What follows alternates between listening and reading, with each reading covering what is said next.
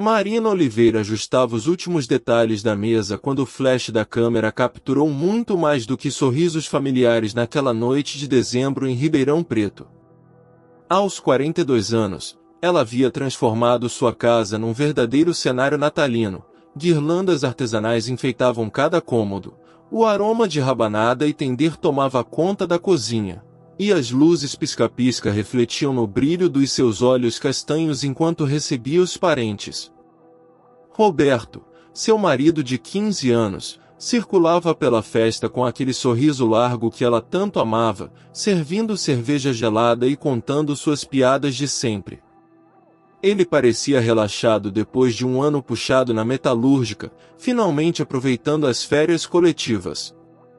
Marina observava com ternura como ele interagia com a família, especialmente com Júlia, sobrinha de 26 anos que havia chegado de São Paulo para passar o Natal com eles. Júlia sempre foi a queridinha da família. Formada em marketing digital, independente, com aquele jeito moderno que Marina secretamente invejava. A moça havia perdido os pais num acidente 3 anos antes, e desde então Roberto insistia para que ela passasse todas as festas com eles. É família, Mari. Não pode ficar sozinha, dizia sempre com aquela gentileza que fez Marina se apaixonar por ele 2 décadas atrás. A festa transcorria perfeita. Tia Conceição elogiava a decoração, os primos jogavam dominó na varanda, as crianças corriam pelo quintal. Marina sentia aquela felicidade plena que só as reuniões de família proporcionavam. Quando chegou a hora do brinde tradicional, sempre às 23 horas, tradição estabelecida pelo falecido sogro, todos se reuniram na sala com suas taças e copos. Um brinde aos que estão aqui e aos que partiram, gritou Roberto, erguendo sua cerveja. O momento era sagrado. Tio Sebastião disparou várias fotos com seu celular novo, querendo registrar cada segundo. Foi na terceira foto, quando Roberto puxou Júlia para mais perto no abraço coletivo, que Marina sentiu algo estranho apertar seu estômago. Não era nada concreto. Apenas a forma como os dedos dele repousaram na cintura da sobrinha. Como ela se encostou nele com naturalidade demais. Como ambos sorriram para a câmera com uma intimidade que transcendia o carinho familiar. Marina piscou várias vezes, tentando afastar aquela sensação incômoda que começava a crescer em seu peito. Talvez fosse paranoia. Afinal, Júlia era praticamente uma filha para eles. Roberto sempre foi carinhoso com toda a família. Mas algo no ar daquela noite de Natal, entre o perfume doce da sobrinha e o jeito como seu marido evitava o olhar dela, sussurrava que nem tudo estava como parecia naquela mesa farta de alegria. Marina conheceu Roberto numa festa junina em 2009, quando ela tinha 27 anos e trabalhava como auxiliar administrativa numa escola municipal de Ribeirão Preto. Ele era o metalúrgico bonito e engraçado que todos queriam conquistar, cabelos escuros sempre bem cortados, sorriso fácil e aquela capacidade rara de fazer qualquer pessoa se sentir especial. Quando ele atirou para dançar quadrilha, Marina soube que sua vida mudaria para sempre. O namoro foi um conto de fadas paulista. Roberto era o tipo de homem que chegava no portão com flores, que ligava só para saber como havia sido seu dia, que sonhava alto com uma casa própria e filhos correndo pelo quintal. Eles se casaram em 2010 numa cerimônia simples mas emocionante na Igreja do Rosário, com festa no salão paroquial e a presença de toda a família. Os primeiros anos foram de luta e cumplicidade. Roberto fazia horas extras na Usiminas enquanto Marina complementava a renda dando aulas particulares de português. Compraram a casa de 3 quartos no bairro Jardim Paulista com muito suor e parcelas que comprometiam 60% da renda familiar.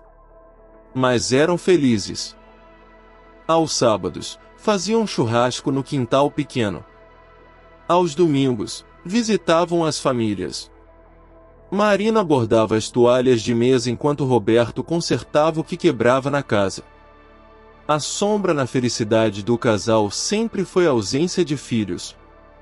Depois de 5 anos tentando naturalmente, fizeram os exames. O diagnóstico foi devastador. Marina tinha endometriose severa e as chances de engravidar naturalmente eram mínimas. O tratamento seria longo, caro e sem garantias. Roberto segurou suas mãos naquela tarde fria no consultório médico e sussurrou: "Não importa, amor. Nós já somos uma família completa."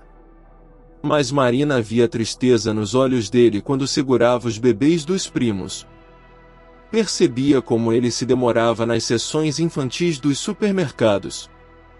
Sabia que, por mais que ele não admitisse, sonhava em ser pai. Essa culpa silenciosa corroía por dentro, criando uma insegurança que ela disfarçava com sorrisos e dedicação redobrada ao casamento. Foi nessa época que Júlia se tornou mais presente na vida deles. Filha única do irmão mais novo de Roberto, ela era universitária brilhante e carinhosa. Quando perdeu os pais no acidente na rodovia em Anguera, Roberto insistiu para que ela os considerasse uma segunda família. "A menina não tem mais ninguém, Mari. Precisamos acolher ela." Marina abraçou a causa com carinho genuíno. Júlia era inteligente, educada, e preenchia de alguma forma o vazio maternal que ela sentia. A sobrinha passou a frequentar a casa aos finais de semana, feriados e férias. Roberto se transformava quando ela estava presente, mais animado, mais falante, mais vivo. Nos últimos meses, contudo, Marina notara mudanças sutis no marido. Ele chegava mais tarde do trabalho, falava menos durante o jantar, passava mais tempo no celular. Quando questionado, sempre tinha explicações plausíveis: hora extra, reunião sindical, conversa com os colegas. Ela queria acreditar, mas uma intuição incômoda crescia silenciosamente em seu coração. Janeiro chegou com o calor sufocante típico de Ribeirão Preto, e Marina decidiu organizar os álbuns de fotos das festas natalinas. Era uma tradição sua, sempre imprimia as melhores fotos para guardar em álbuns físicos, acreditando que as memórias digitais se perdiam facilmente. Sentada na mesa da cozinha com um café quentinho, ela conectou o pendrive com as fotos que tio Sebastião havia compartilhado. A tela do notebook se encheu de imagens familiares, a mesa farta, as crianças brincando, os abraços calorosos, os sorrisos espontâneos. Marina sorria ao relembrar cada momento daquela noite mágica. Clicava lentamente, selecionando as melhores fotos, quando chegou na sequência do brinde tradicional. A primeira foto estava perfeita, todos com os copos erguidos, sorrisos radiantes, o espírito natalino pairando sobre a família. Na segunda, alguns já haviam abaixado os braços, mas a alegria permanecia estampada em cada rosto. Foi na terceira foto que Marina parou de respirar. Tio Sebastião havia capturado o momento exato em que Roberto puxou Júlia para mais perto durante o abraço coletivo. Mas não era apenas um abraço familiar. A mão direita de Roberto repousava possessivamente na cintura da sobrinha, os dedos abertos sobre o tecido dourado do vestido dela. O braço esquerdo de Júlia envolvia o pescoço dele com intimidade desconcertante. Mas o que fez o coração de Marina disparar foi perceber que ambos não olhavam para a câmera como os outros, eles se olhavam. Era um olhar que Marina conhecia bem. O mesmo olhar que Roberto lhe dirigia nas manhãs de domingo, quando acordavam abraçados e o mundo ainda dormia. O mesmo olhar carregado de desejo e cumplicidade que eles trocavam durante os filmes românticos. Só que agora, nessa foto maldita, esse olhar estava sendo dirigido à sobrinha de 26 anos que consideravam família. Marina ampliou a imagem, aproximando-os até conseguir enxergar cada detalhe. Os lábios entreabertos de Júlia. O sorriso quase imperceptível nos cantos da boca de Roberto. A forma como os corpos se encaixavam perfeitamente, como se já soubessem exatamente onde tocar, como se apoiar. Naquele momento, sentada na cozinha silenciosa da casa que construíra com tanto amor, Marina sentiu seu mundo desmoronar em câmera lenta. Não eram apenas as mãos posicionadas de forma suspeita ou o olhar íntimo, era o conjunto. A naturalidade com que se tocavam. A cumplicidade secreta que transparecia mesmo numa foto de família. A sensação gritante de que ela, a esposa legítima, era a única pessoa na sala que não sabia do que realmente estava acontecendo ali. Suas mãos tremeram sobre o mouse. Por um instante, considerou fechar o notebook e fingir que nunca havia visto aquela foto. Mas algo mais forte a impedia de desviar o olhar. Talvez fosse sua imaginação trabalhando contra ela. Talvez fosse apenas um ângulo infeliz da câmera, um momento mal interpretado pela lente digital. Mas no fundo do seu coração, uma verdade amarga começava a se cristalizar, a sensação estranha que a perseguia há meses, a mudança sutil no comportamento de Roberto, os olhares que ela não conseguia decifrar. Tudo ganhava sentido naquela foto maldita de 3 segundos que destruía 15 anos de casamento. Marina fechou lentamente o notebook, apoiou o rosto entre as mãos e chorou pela primeira vez desde a descoberta da endometriose. Só que desta vez, as lágrimas não eram de frustração. Eram de traição. Os dias seguintes se transformaram numa investigação silenciosa e torturante. Marina continuava sua rotina normal, preparava o café da manhã, despedia-se de Roberto com um beijo no rosto, cuidava da casa, assistia suas novelas, mas por dentro, uma detetive amadora havia despertado com sede de verdade. Começou prestando atenção nos detalhes que antes passavam despercebidos. O celular de Roberto, que antigamente ficava espalhado pela casa sem segredos, agora permanecia sempre ao lado dele, tela virada para baixo. Quando tocava, ele se afastava para atender ou simplesmente rejeitava a chamada com um "depois eu ligo de volta" murmurado entre os dentes. As horas extras na metalúrgica, que antes eram esporádicas, tornaram-se rotina 3 vezes por semana. Sempre às terças, quintas e sábados, coincidentemente os dias que Júlia postava stories no Instagram em lugares que Marina não conseguia identificar. A sobrinha, que morava em São Paulo, parecia estar frequentemente viajando a trabalho para cidades próximas. Marina criou uma conta falsa nas redes sociais para observar melhor. Júlia postava fotos em restaurantes aconchegantes, paisagens românticas de cidades do interior, selfies em hotéis boutique. Sempre sozinha nas fotos, mas Marina notou um detalhe perturbador: o reflexo de uma sombra masculina em algumas imagens, braços que não eram dela aparecendo discretamente nas bordas dos enquadramentos. A confirmação das suspeitas veio numa quinta-feira chuvosa de fevereiro. Roberto havia saído para mais uma hora extra, e Marina decidiu ligar para a metalúrgica fingindo ser uma vizinha que queria entregar uma correspondência.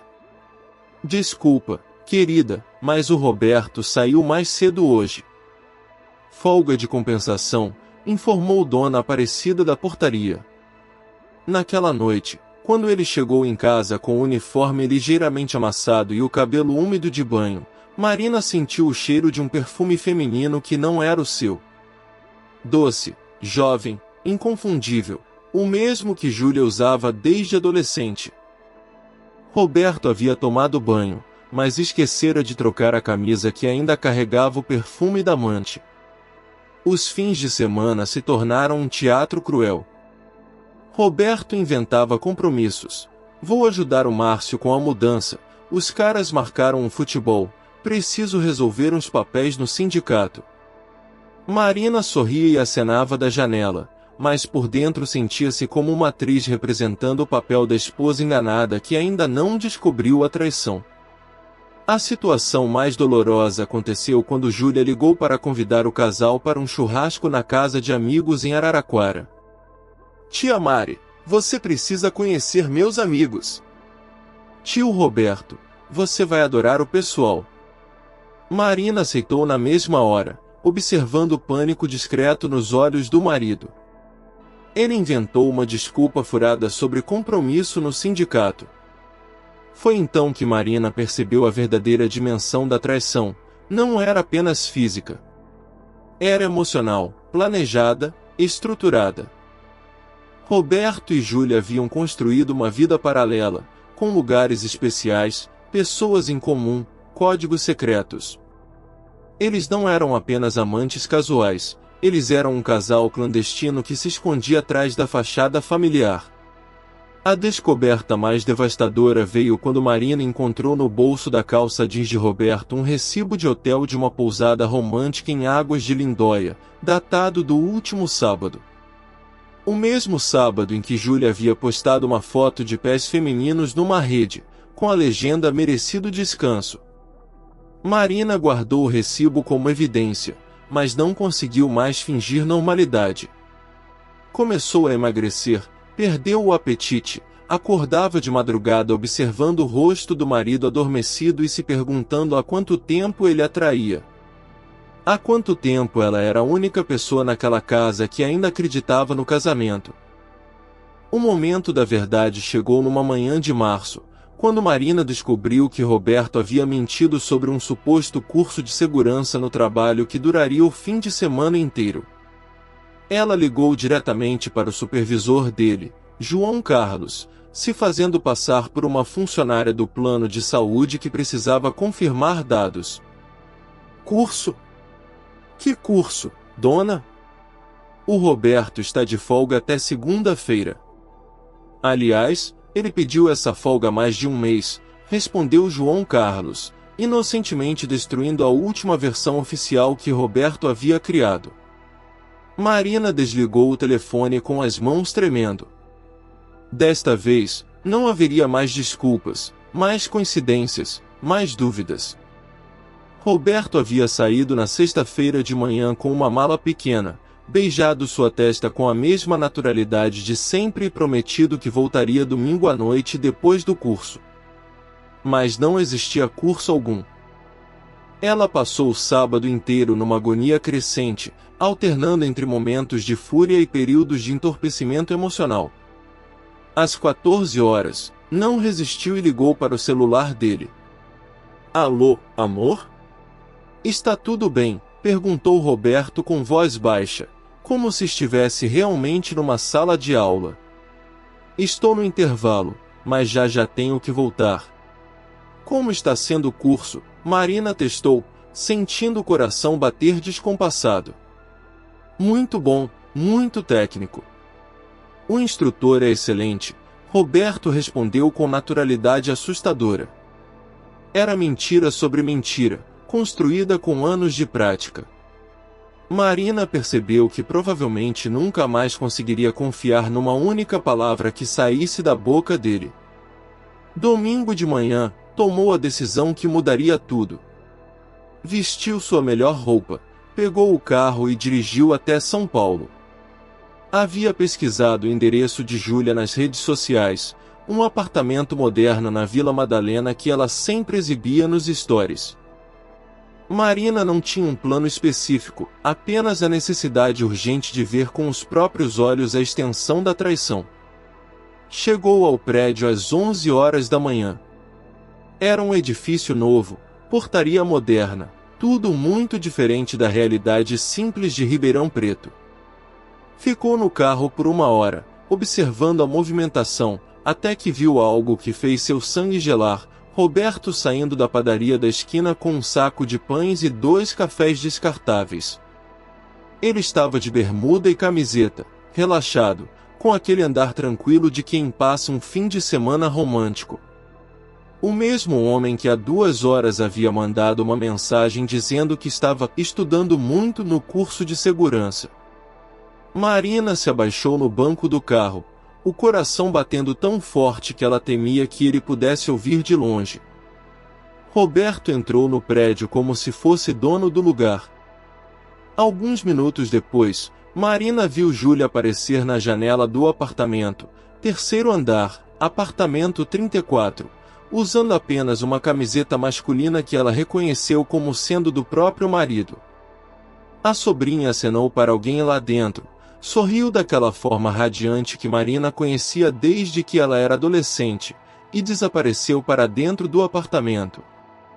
Naquele momento, sentada no carro numa rua de São Paulo, observando a vida paralela que o marido havia construído com a sobrinha querida, Marina sentiu algo se romper definitivamente dentro dela. Não era apenas o casamento que havia acabado, era a versão de si mesma que acreditava em finais felizes, em famílias unidas, em homens de palavra. Ela ligou o carro e voltou para Ribeirão Preto em silêncio absoluto. Não chorou, não gritou, não ligou para ninguém. Apenas dirigiu pelas estradas do interior paulista com a certeza cristalina de que sua vida havia se dividido em dois momentos, antes e depois daquela manhã de março. Roberto chegaria em casa algumas horas depois, com sorrisos e histórias inventadas sobre o curso inexistente. Mas Marina já não seria a mesma mulher que ele havia deixado na sexta-feira. Ela seria uma mulher que finalmente conhecia toda a verdade. Marina chegou em casa às 16 horas daquele domingo e fez algo que não fazia há 15 anos de casada, trancou a porta por dentro. Sentou-se na sala, no sofá onde tantas vezes assistira filmes abraçada com Roberto, e pela primeira vez desde a descoberta da traição, sentiu uma estranha sensação de alívio. Não precisava mais fingir, não precisava mais duvidar da própria intuição, não precisava mais viver na incerteza corrosiva dos últimos meses. Roberto chegou às 19h30, exatamente como havia prometido. Tocou a campainha 3 vezes antes de usar a chave e descobrir que a porta estava trancada. Mari? Por que a porta está trancada? Gritou do lado de fora, com aquele tom de inocência que ela agora reconhecia como puro teatro. Marina abriu a porta sem pressa, observando cada detalhe do rosto dele. A barba estava mais bem feita do que quando saía para o trabalho. As roupas tinham um vinco de ferro passado recentemente. O perfume era o mesmo que ele usava nos primeiros encontros, 15 anos atrás, não o desodorante barato do dia a dia. Até nos detalhes mais íntimos, ele havia se preparado para enganá-la melhor. Como foi o curso? Perguntou com voz neutra, servindo o jantar que havia preparado mecanicamente. Roberto se animou com a pergunta, como se fosse uma oportunidade de consolidar sua versão dos fatos. Falou sobre instrutores inexistentes, colegas imaginários, exercícios práticos que nunca aconteceram. Cada palavra era uma punhalada na dignidade de Marina, que mastigava silenciosamente seu arroz com feijão enquanto ouvia o marido inventar uma realidade paralela com naturalidade assustadora. E você, amor? Como foi o fim de semana? Roberto perguntou, beijando seu rosto com a mesma ternura de sempre. Normal, Marina respondeu. Limpei a casa, assisti uns filmes, pensei bastante na nossa vida. Algo no tom dela deve ter soado estranho, porque Roberto a observou com mais atenção. Mas Marina já havia aprendido a esconder seus sentimentos, afinal, passará meses suspeitando e disfarçando. Sorriu da forma mais natural possível e mudou de assunto. A segunda-feira transcorreu em aparente normalidade, mas Marina tomou decisões práticas importantes. Ligou para sua amiga Solange, que trabalhava num escritório de advocacia, e marcou um café para conversar sobre umas coisas pessoais. Abriu uma conta bancária individual na agência onde tinha relacionamento há anos. Dona Célia, a gerente, não fez perguntas, apenas providenciou tudo com discrição. Na terça-feira, quando Roberto saiu para mais uma de suas horas extras, Marina foi até a escola municipal onde trabalhava antes de se casar. A diretora Lúcia a recebeu com carinho e confirmou que havia uma vaga para auxiliar administrativa no turno da manhã. Você pode começar quando quiser, Marina. Sempre foi uma funcionária exemplar. O mais difícil foi ligar para a mãe dela, Dona Antônia, que morava em Franca. Mãe, posso passar uns dias aí em casa? Preciso conversar uma coisa importante com a senhora. Dona Antônia, com aquela intuição maternal que não falha, apenas respondeu: pode vir, filha. Sua cama está sempre pronta. Na quarta-feira, Marina fez algo simbólico mas necessário: retirou todas as fotos de Júlia dos porta-retratos da casa. Não por raiva da sobrinha, mas porque não conseguia mais olhar para aquele rosto jovem sem lembrar da traição. Guardou as fotos numa caixa, junto com a evidência que havia coletado nos últimos meses: recibos de hotel, prints de conversas suspeitas, horários que não batiam. Roberto notou a ausência das fotos. Onde estão as fotos da Júlia? Perguntou durante o jantar. Guardei para limpar os porta-retratos. Marina mentiu com a mesma naturalidade que ele usava diariamente. Depois eu coloco de volta. Mas ambos sabiam que ela não colocaria. Assim como Roberto sabia que Marina estava diferente, mais silenciosa, mais distante. E Marina sabia que ele sabia. Era um jogo perigoso de gato e rato, onde os dois fingiam normalidade enquanto a verdade pairava no ar como uma tempestade prestes a desabar. Na quinta-feira à noite, Roberto tentou uma aproximação mais carinhosa. Abraçou Marina por trás enquanto ela lavava a louça, beijou seu pescoço como fazia nos primeiros anos de casamento. Mas o toque que antes a derretia agora a fazia sentir nojo. Era o mesmo toque que ele usava em Júlia nos fins de semana em São Paulo. Marina se afastou delicadamente. Estou cansada, Roberto. Vou dormir cedo. Ele ficou parado na cozinha, observando-a subir as escadas, e pela primeira vez em meses, Marina sentiu que tinha recuperado algum controle sobre a própria vida. A confrontação final aconteceu numa sexta-feira de março que Marina escolheu estrategicamente. Roberto havia inventado mais uma reunião sindical noturna, mas desta vez ela estava preparada. Às 18 horas, quando ele saiu de casa com a mala pequena e o sorriso ensaiado, Marina pegou seu celular e fez algo que planejara há uma semana: ligou para Júlia. Alô, Júlia? Aqui é a tia Marina. Preciso falar com você sobre uma coisa muito importante. Pode vir aqui em casa hoje à noite? Do outro lado da linha, houve um silêncio constrangedor. Marina podia quase ouvir os pensamentos da sobrinha se atropelando. Hoje não posso, tia. Tenho um compromisso. Com o meu marido, Marina perguntou com voz firme. O silêncio que se seguiu confirmou tudo. Júlia começou a gaguejar explicações confusas, mas Marina a interrompeu. Não precisa mentir mais. Eu sei de tudo. Vocês dois vão vir aqui agora, ou eu vou aí em São Paulo. A escolha é de vocês. 2 horas depois, Roberto e Júlia estavam sentados no sofá da sala onde Marina os havia recebido tantas vezes como família. A ironia era cruel. O mesmo ambiente onde brindaram nas festas natalinas agora se tornava cenário da maior traição de suas vidas. Marina havia preparado meticulosamente aquele momento. Espalhou sobre a mesa de centro todas as evidências coletadas: recibos de hotéis, prints de conversas, a foto maldita do Natal ampliada e impressa. Cada peça do quebra-cabeça da traição estava ali, organizadamente exposta. Há quanto tempo? Marina perguntou com voz controlada, olhando diretamente para Roberto.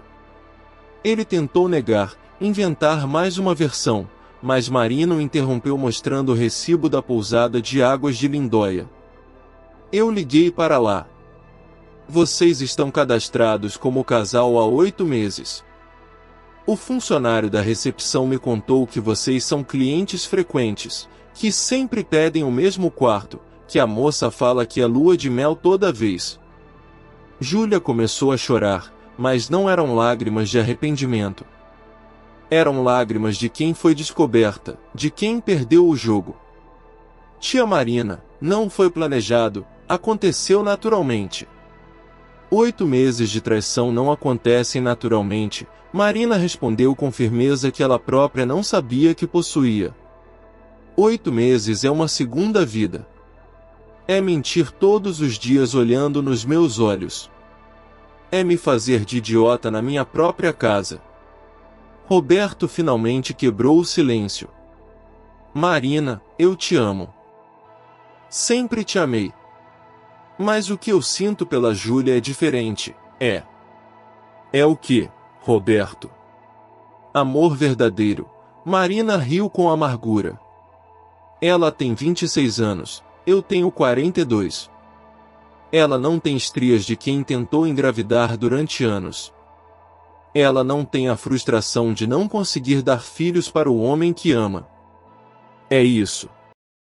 Não é sobre isso, Roberto murmurou, mas sua voz soava oca. É sim, Marina continuou, sentindo uma clareza devastadora tomar conta de si. Eu passei 15 anos me culpando por não conseguir engravidar. Me sentindo inadequada, incompleta. E vocês aproveitaram essa vulnerabilidade para construir uma vida às minhas custas. Júlia tentou se explicar. Tia, você sempre foi maravilhosa comigo. Não me chame de tia, Marina cortou secamente. Tias não dormem com os maridos das sobrinhas. O que vocês têm é nome: adultério e traição familiar. O momento mais doloroso chegou quando Roberto tentou uma última cartada. Marina, podemos resolver isso. Eu escolho você. Termino tudo com a Júlia hoje mesmo. Marina olhou com uma mistura de pena e nojo. Você acha que depois de tudo isso eu ainda quereria ficar com você? Você acha que eu conseguiria dividir a cama com um homem que mentiu na minha cara durante 8 meses? Que levava minha sobrinha para hotéis enquanto eu preparava o jantar para vocês? Foi então que ela disse as palavras que havia ensaiado mentalmente durante semanas: quero o divórcio. Vocês podem ficar juntos oficialmente agora. Não precisam mais se esconder, não precisam mais mentir. Mas não será às minhas custas. Roberto tentou argumentar, falar sobre os 15 anos juntos, sobre recomeçar, mas Marina já havia tomado sua decisão. Você tem uma semana para tirar suas coisas daqui. Eu já conversei com um advogado. Já tenho trabalho garantido. Já avisei minha família. Marina acordou no seu novo apartamento em Franca numa manhã ensolarada de setembro. Eram 2 quartos simples, mas inteiramente seu, sem fantasmas, sem mentiras, sem memórias dolorosas. Pela janela, via o movimento tranquilo da rua e sentia algo que não experimentava há muito tempo: paz. O divórcio havia sido concluído em agosto. Roberto não contestou nada, talvez por culpa, talvez por pressa de oficializar a nova vida com Júlia. Marina ficou com metade dos bens, incluindo a casa de Ribeirão Preto, que decidiu vender. Não conseguiria morar novamente naquele lugar cheio de memórias contaminadas. O trabalho na escola municipal de Franca a surpreendeu positivamente. Aos 43 anos, descobriu que gostava da rotina escolar, da convivência com as crianças, da sensação de ser útil novamente. As colegas de trabalho se tornaram amigas verdadeiras, que a acolheram sem fazer perguntas indiscretas sobre o passado. Marina havia perdido 15 quilos sem fazer dieta. O peso da traição literalmente saiu do seu corpo junto com a angústia constante. Voltou a cuidar da aparência, não para agradar ninguém, mas por autoestima. Fez luzes no cabelo, comprou roupas que realçavam sua personalidade, começou aulas de dança de salão às quintas-feiras. As feridas do coração cicatrizaram lentamente, mas Marina aprendeu a diferença entre estar sozinha e estar solitária. Pela primeira vez em décadas, Não precisava prestar contas dos seus horários, não precisava cozinhar para ninguém além de si mesma, não precisava fingir interesse pelas conversas de um homem que a traía sistematicamente. Roberto e Júlia se casaram em junho numa cerimônia pequena em São Paulo. Marina soube através de conhecidos mútuos, mas a notícia não causou a dor que ela imaginava. Causou apenas uma sensação estranha de alívio, como se um capítulo tóxico da sua vida finalmente tivesse sido encerrado oficialmente. A família havia se dividido. Alguns parentes condenaram a traição e cortaram relações com Roberto e Júlia. Outros preferiram não tomar partido. Marina não forçou ninguém a escolher lados, apenas pediu para não comentarem sobre o casal na sua presença. Em setembro, Marina conheceu Carlos, um viúvo de 48 anos que trabalhava na biblioteca municipal. Eles começaram como amigos, dividindo conversas sobre livros e filmes antigos. Não havia pressa, não havia pressão. Apenas a possibilidade de que, talvez, ela pudesse amar novamente, mas desta vez, de forma madura, consciente, escolhendo quem realmente a valorizava. Na noite daquela sexta-feira de setembro, Marina preparou um jantar só para ela, acendeu uma vela aromática e brindou sozinha com uma taça de vinho.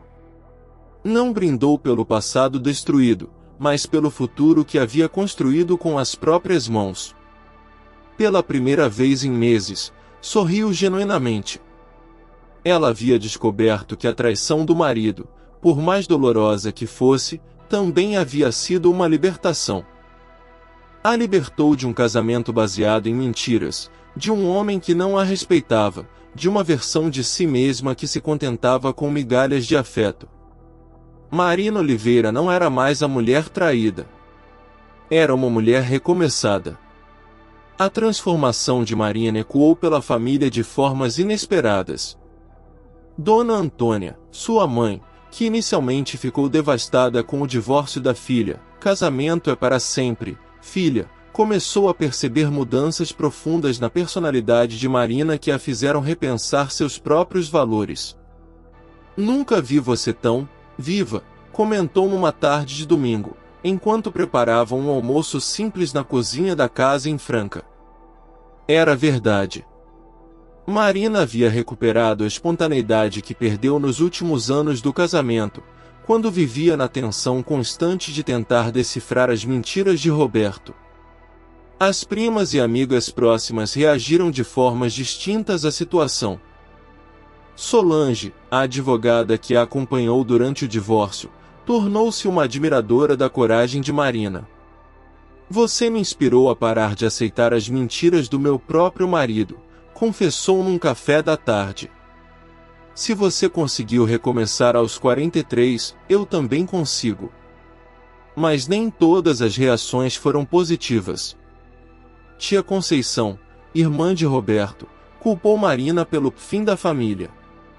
Se você tivesse dado filhos para ele, nada disso teria acontecido, disse com crueldade numa ligação que Marina encerrou imediatamente. Foi a última vez que se falaram.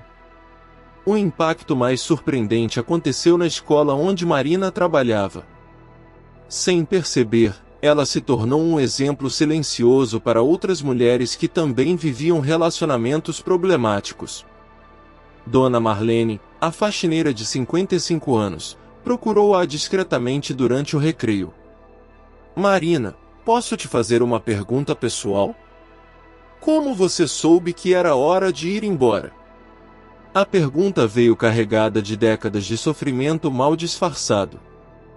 Marlene vivia há 30 anos com um marido alcoolista que a humilhava publicamente. Eu sempre pensei que não tinha escolha, mas vendo você. Marina se tornou, sem querer, uma conselheira informal para mulheres em situações similares. Não pregava o divórcio nem dava conselhos radicais, apenas compartilhava sua experiência quando perguntada. O mais difícil não foi descobrir a traição, explicava. Foi aceitar que eu merecia coisa melhor. Carlos, o bibliotecário viúvo que começou como amigo, trouxe uma perspectiva masculina diferente para sua vida. Ele havia perdido a esposa para o câncer após 20 anos de casamento feliz, e entendia o valor da honestidade nos relacionamentos. Não consigo imaginar mentir para alguém que amo, disse numa de suas conversas profundas sobre relacionamentos. O contraste com Roberto era gritante. Carlos ligava quando dizia que ligaria, chegava no horário combinado, falava sobre seus sentimentos sem jogos psicológicos. Não havia segundas intenções, manipulações emocionais ou mentiras convenientes. Era um homem de palavra, qualidade que Marina havia esquecido que existia. Roberto tentou contato algumas vezes nos primeiros meses após o divórcio. Ligações carregadas de nostalgia e tentativas de justificar o injustificável. Você não entende, Marina. Com a Júlia é diferente, mas você sempre foi especial. Marina aprendeu a desligar o telefone sem culpa. Não devia explicações para quem a traiu durante 8 meses. Júlia enviou uma carta pedindo perdão no aniversário de Marina. Era um texto longo, cheio de explicações sobre como o amor havia sido mais forte que a razão, como ela nunca quis machucar a tia querida. Marina leu uma vez e jogou no lixo. Perdão era uma escolha pessoal, não uma obrigação familiar. A comunidade de Ribeirão Preto reagiu com o conservadorismo típico do interior paulista. Alguns comerciantes onde Marina era conhecida demonstravam piedade excessiva. Coitada, foi traída pela própria sobrinha. Outros sussurravam teorias sobre o que ela poderia ter feito de errado para perder o marido. Mas Marina não se importava mais com as opiniões alheias. Havia aprendido que a vida dos outros sempre parece mais simples quando vista de fora, mas todos carregam seus próprios segredos e dores. O que importava era a paz que sentia ao acordar sem ter que interpretar sinais, sem ter que desconfiar de cada palavra, sem ter que competir com fantasmas. Em outubro, Marina recebeu uma ligação inesperada. Uma prima distante de São Paulo, casada há 10 anos, havia descoberto o marido em situação similar. Marina, você pode conversar comigo? Não sei o que fazer. Era o ciclo se repetindo, mas agora Marina tinha conhecimento e força para ajudar outras mulheres a não aceitarem migalhas de amor. Um ano após a revelação que mudou tudo, Marina organizou seu primeiro Natal como mulher divorciada. Não seria uma festa grande, apenas ela, a mãe e Carlos, que havia se tornado oficialmente seu namorado em novembro. A casa em Franca estava decorada com simplicidade, mas cada enfeite havia sido escolhido com carinho por ela mesma, sem precisar considerar gostos alheios ou tradições familiares impostas. Enquanto preparava a ceia, Marina refletiu sobre a jornada que havia percorrido. 12 meses antes, ela era uma mulher que duvidava da própria intuição, que se culpava pela infertilidade, que aceitava migalhas de atenção de um marido mentiroso. Agora, era uma mulher que confiava em si mesma, que havia reconstruído sua vida com as próprias mãos, que escolhia conscientemente com quem dividir seu tempo e afeto. A história de Marina se tornou lenda silenciosa na região. Não porque ela saísse contando detalhes sórdidos da traição, mas porque sua transformação era visível para quem a conhecia. Mulheres da cidade começaram a procurá-la discretamente, compartilhando histórias de relacionamentos problemáticos, pedindo conselhos sobre como reconhecer sinais de traição, como encontrar coragem para recomeçar. Você virou referência por aqui, comentou Dona Célia, a gerente do banco, durante uma conversa casual. As mulheres falam, se a Marina conseguiu, eu também consigo. Era um legado que ela nunca planejou deixar, mas que se orgulhava de carregar. Carlos trouxe estabilidade emocional que Marina não sabia que precisava. Ele havia aprendido com a perda da primeira esposa que relacionamentos verdadeiros se constroem na transparência total. Não tenho tempo para jogos ou mentiras, disse numa de suas conversas profundas. A vida é curta demais para desperdiçar com pessoas que não nos valorizam. O casal não tinha pressa para oficializar nada. Marina estava aprendendo a viver relacionamentos sem pressão, sem cobranças sociais, sem cronogramas impostos por outros. Pela primeira vez, estava em um relacionamento porque queria, não porque precisava preencher um vazio ou cumprir expectativas familiares. Roberto e Júlia tiveram um filho em dezembro, um menino que, ironicamente, realizou o sonho de paternidade que ele sempre negou ter. Marina soube através de conhecidos mútuos e sentiu apenas uma pontada de melancolia, não por ciúmes, mas pela confirmação de que ele realmente mentira sobre não se importar com filhos. Você sente falta de não ter tido filhos? Carlos perguntou-me uma noite, após saberem da notícia do nascimento. Marina pensou cuidadosamente antes de responder. Eu sentia falta da maternidade quando achava que minha vida só seria completa sendo mãe. Hoje sei que existem muitas formas de ser completa. Eu ensino 20 crianças todos os dias. Sou tia de verdade para os filhos dos meus primos.